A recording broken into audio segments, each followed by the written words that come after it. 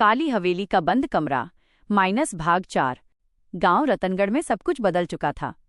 तहखाने से मिली डायरी ने ठाकुर वीरेंद्र सिंह के पापों का सच सबके सामने ला दिया था। हवेली अब सिर्फ एक खंडहर नहीं बल्कि इतिहास का सबूत बन चुकी थी। लेकिन सच सामने आने के बाद भी हवेली की खामोशी खत्म नहीं हुई थी। अधूरी रात। राघव उस रात सो नहीं पा रहा था। डायरी के आखिरी पन्ने पर लिखी एक पंक्ति उसके दिमाग में गूंज रही थी। समझ लेना, अगर यह डायरी किसी के बंद कमरा अभी पूरी तरह खुला नहीं है। राघव के हाथ ठंडे पड़ गए थे। अभी पूरी तरह खुला नहीं है, इसका क्या मतलब था? अगली सुबह उसने मोहन को बुलाया। हमें एक बार फिर हवेली जाना होगा, राघव ने धीमी आवाज में कहा। मोहन के चेहरे का रंग उड़ गया। तू पागल हो गया है क्या? गांव वाले तो अब वहां जाना भी बंद कर चुके हैं। यही तो मौका है, राघव बोला। कुछ ऐसा है जो हमने देखा नहीं। दूसरा दरवाजा। रात के 11 बजे दोनों फिर हवेली के सामने खड़े थे। हवा में अजीब सी ठंडक थी। हवेली का मुख्य दरवाजा अब खुला रहता था, लेकिन अंदर जाते ही ऐसा लगता था जैसे कोई उन्हें देख रहा हो। तहखाने में उतरते ही राघव ने दीवारों को ध्यान से देखना शुरू किया। याद है? उसने कहा। डायरी इसी कोने से मिली थी। मोहन ने टॉर्च घुमाई। अचानक दीवार के एक हिस्से पर रोशनी टिक गई। वहां ईंटों का रंग बाकी दीवार से अलग था। राघव ने हाथ लगाया और हल्का सा धक्का दिया। सरर। दीवार के पीछे एक और संकरा रास्ता खुल गया। मोहन की सांसें तेज हो गईं। ये तो दूसरा कमरा है। छुपा हुआ सच। दोनों सावधानी से अंदर बढ़े। कमरा छोटा था, लेकिन दीवारों पर खरोंचें साफ दिखाई दे रही थीं, जैसे किसी ने अंदर से निकलने की कोशिश की हो। राघव ने टॉर्च नीचे की ओर घुमाई। फर्श पर जंग लगा हुआ एक पुराना लोहे का बक्सा रखा था। उस पर ताला नहीं था। धीरे धीरे ढक्कन उठाया गया। अंदर कुछ पुराने कपड़े और एक छोटी सी चांदी की पायल।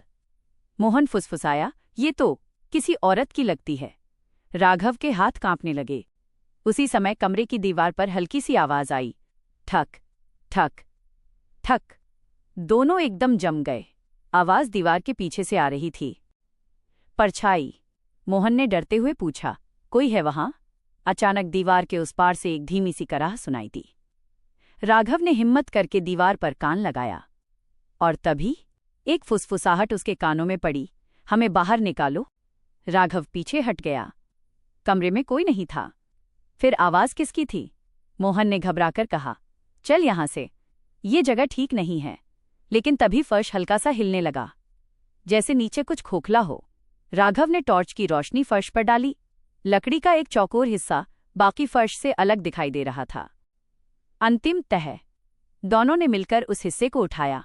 नीचे अंधेरा था और एक संकरी सीढ़ी। मोहन ने कांपती आवाज में कहा, अब क्या? राघव ने गहरी सांस ली। अब सच पूरा जानेंगे। वे नीचे उतरे। सीढ़ियों के अंत में एक छोटा सा कक्ष था।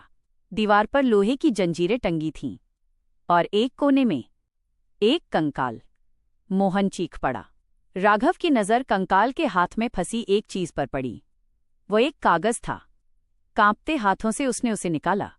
उस पर लिखा था, मैं सावित्री हूं। मुझे यहां जिंदा दफनाया गया। अगर कोई ये पढ़ रहा है तो मेरी आत्मा को न्याय दिलाना। ठाकुर अकेला दोषी नहीं है। उसके साथ गांव का एक और आदमी था, जिसका नाम है। कागज यहीं फटा हुआ था। नाम गायब था। नया डर। अचानक ऊपर से तेज आवाज आई, जैसे किसी ने तहखाने का दरवाजा बंद कर दिया हो। अंधेरा और गहरा हो गया। मोहन ने कांपते हुए कहा, कोई और भी यहां है? राघव ने टॉर्च ऊपर घुमाई। सीढ़ियों के मुहाने पर एक काली परछाई खड़ी थी। वो धीरे धीरे नीचे उतर रही थी। और फिर उसकी आवाज गूंजी, तुम्हें यहां नहीं आना चाहिए था। राघव ने टॉर्च सीधी उसकी ओर डाली। रोशनी में चेहरा साफ हुआ, और वो चेहरा देखकर दोनों के पैरों तले जमीन खिसक गई। वो चेहरा गांव के सरपंच का था। अंत या नई शुरुआत? सरपंच मुस्कुरा रहा था। पुरानी बातें दफन ही अच्छी लगती हैं, उसने कहा। राघव ने मुट्ठियां भींच लीं। अब सच सामने था, लेकिन क्या वे जिंदा बाहर निकल पाएंगे?